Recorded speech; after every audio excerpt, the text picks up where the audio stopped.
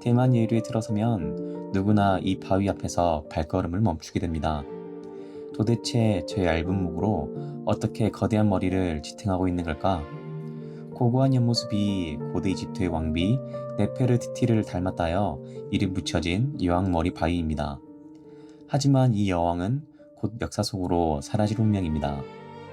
비와 바람이 매년 2cm씩 그녀의 목을 깎아내고 있기 때문이죠. 이 영상은 곧 사라질 여왕의 찰나를 기억하기 위한 기록물입니다. 대만 북부의 거친 바다를 향해 1.7km 길이로 뻗어나간 곳 예류. 태평양 파도와 북동 계절풍은 2000만 년의 시간을 돌 위에 새겨놓았습니다.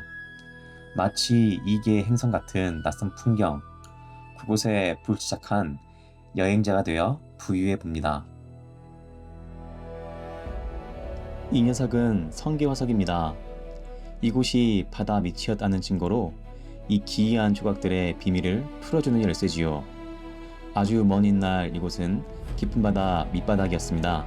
그 부드러운 모래 흙 속에 바다 생물의 잔해가 묻히자 그 주변만 단단한 돌덩어리로 뭉쳐졌습니다. 2000만 년의 세월이 흐르는 동안 이곳은 지각 활동을 통해 바다 위로 솟아올랐습니다. 그 후 파도와 바람은 겉을 감싼 부드러운 모래를 쉼없이 씻어냈습니다. 단단한 돌은 마치 우산처럼 자신의 바로 아래에 있는 흙을 비바람으로부터 지켜주었습니다. 주변의 흙이 다 깎여나가는 동안에도 돌의 그 아래의 부분은 목이 되어 남을 수 있었지요. 사라지는 것과 남겨지는 것, 이 기묘한 풍경은 자연의 절묘한 균형입니다. 풍화와 침식으로 지금도 쉼없이 깎여나가는 여왕의 머리. 이제는 곧 한 줌의 모래로 돌아갈 예정입니다. 내일 당장이라도 무너져 내릴 수 있는 상태지요. 이에 대만 정부는 인위적인 보존 대신 자연스러운 소멸을 택했습니다. 바람이 빚은 조각을 바람이 다시 거듭하게 두는 것, 꽤나 낭만적인 결정이죠. 하지만 사람들은 여왕을 보러 이곳에 오고 그들의 발길이 곧 예류의 경제를 지탱합니다. 낭만이 밥을 먹여주진 않습니다. 대만 정부가 고심을 합니다. 그러던 2010년 바위 하나가 쪼개지며 새로운 형상이 드러납니다. 정부는 시민 공모를 열었고 이 녀석에게 귀여운 공주라는 이름을 붙입니다. 사라져가는 여왕과 때마침 나타난 공주. 정부는 이 타이밍에 왕위 계승이라는 그럴듯한 서사를 부여합니다. 떠나가는 여왕에 대한 예우와 현실적인 경제 논리, 동화 같으면서도 꽤나 영리한 결말일 것 같습니다. 예류의 갤러리에는 여왕만 있는 것이 아닙니다. 촛대바위, 단단한 석회질 핵이 파도를 견디는 동안 그 주변의 부드러운 암석만 동그랗게 깎여나가 마치 촛농이 흘러내린 듯한 접시 모양을 만들었습니다. 더 멀리 가면 두부바위가 정갈하게 놓여있네요. 지각 변동으로 생긴 바위의 틈 사이로 파도가 끊임없이 드나들며 칼질을 해댔고 바둑판 모양의 두부모판을 완성했습니다. 인간의 상상력은 파도를 요리사로 만들었습니다.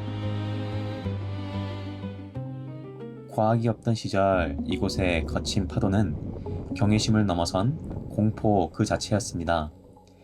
옛 사람들은 저 성난 파도를 일으키는 주범이 바다 깊은 곳에 사는 거북이 요괴라고 믿었죠. 전설에 따르면 보다 못한 옥황상제가 선녀를 보내 요괴를 제압했다고 합니다. 하지만 급히 승천하던 선녀는 신발 한 짝을 바다 위에 남기며 떠났고 그것이 바로 저 선녀 신발 바위입니다. 사람들은 선녀 신발이 이곳을 누르고 있는 한 돌로 변한 거북이 요괴가 다시는 깨어나지 못할 것이라 믿으며 서로를 안심시켰습니다. 신화라는 건 당시 현실을 투영합니다. 거친 파도를 요괴의 짓이라 믿었다는 건 그만큼 이곳의 파도가 사나웠고 인명피해가 잦았다는 반증이기도 하죠. 그 두려움은 곧 기이한 금기로 변했습니다. 누군가 파도에 휩쓸리면 그것은 요괴가 데려가는 것이니 절대 구해서는 안 된다는 믿음이었습니다. 지금 관점으로 보면 몰상식에 가깝지만 이는 오랫동안 마을을 지켜온 냉정한 생존법이었습니다. 1960년대 누군가 바다에 빠졌을 때도 사람들은 그저 지켜만 보았습니다. 하지만 그때 마을 청년 임천정이 홀로 바다에 뛰어들어 인명을 구합니다. 그럼에도 마을 사람들은 그를 나무랬습니다. 금기를 깬 그를 외면하며 인과응보가 따를 것이라 했지요. 1964년 예류를 찾은 대학생 2명이 또다시 집어삼킬 듯한 파도 속으로 휩쓸립니다. 임천정은 이번에도 망설임 없이 자신의 몸을 던졌습니다.